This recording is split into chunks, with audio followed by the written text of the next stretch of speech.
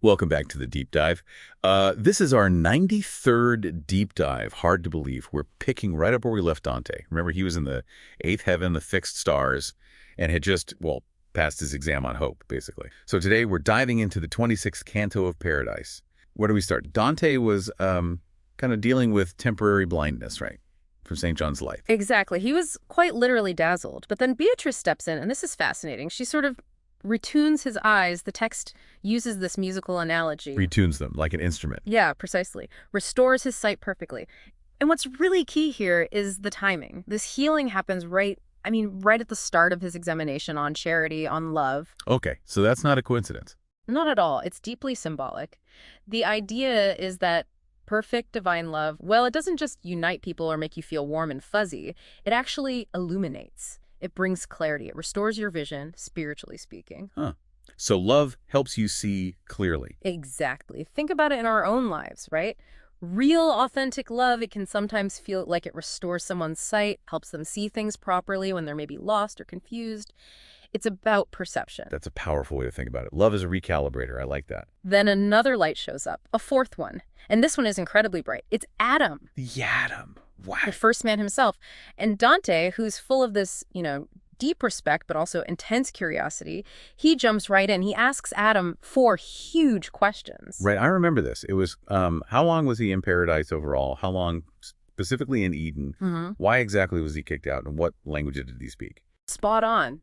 And it really shows something important, doesn't it? That kind of intellectual curiosity, when it comes from a place of real wonder and respect, it's a good thing. It leads you towards truth. Definitely. So what does Adam say?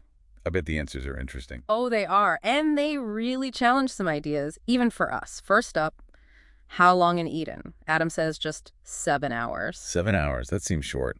I thought people back then believed it was years. Exactly. That was a radical idea for Dante's time.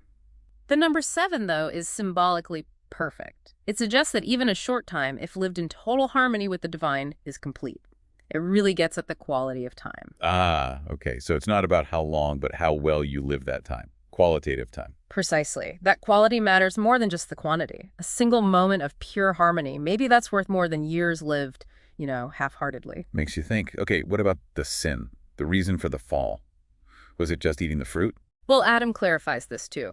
He says the real sin wasn't the act of eating itself. It was, and this is the key phrase, transgressing the divine command. Disobedience. So the intention, the choice to break the rule. Exactly. It hammers home this idea of personal responsibility. It's not just about what you do, but why you do it. Your intention, your respect for principles or lack thereof. That matters more than just the surface action. That's a big one for today, too. And the language, what did he say about that? This part is really fascinating. Adam explains his original language, the very first one, actually died out completely before the Tower of Babel even happened. Wait, really? Before Babel? Yeah. He uses this beautiful image. The usage of mortals is like a leaf on a branch that goes away and another comes. Languages are like leaves. They emerge, they live, they fall, and new ones grow. Wow. So languages naturally evolve and disappear. They aren't static. Not at all. And this points to a broader lesson, maybe about evolution as just a natural law of life.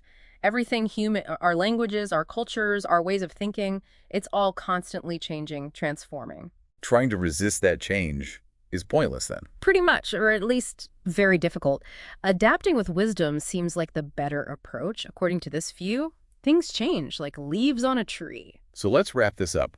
Pulling it all together from this canto, what are the big takeaways for us navigating our own lives? Well, we've got quite a few, haven't we? There's the power of love, not just as comfort, but as something that genuinely heals and clarifies our vision. Right. And that huge point about personal responsibility.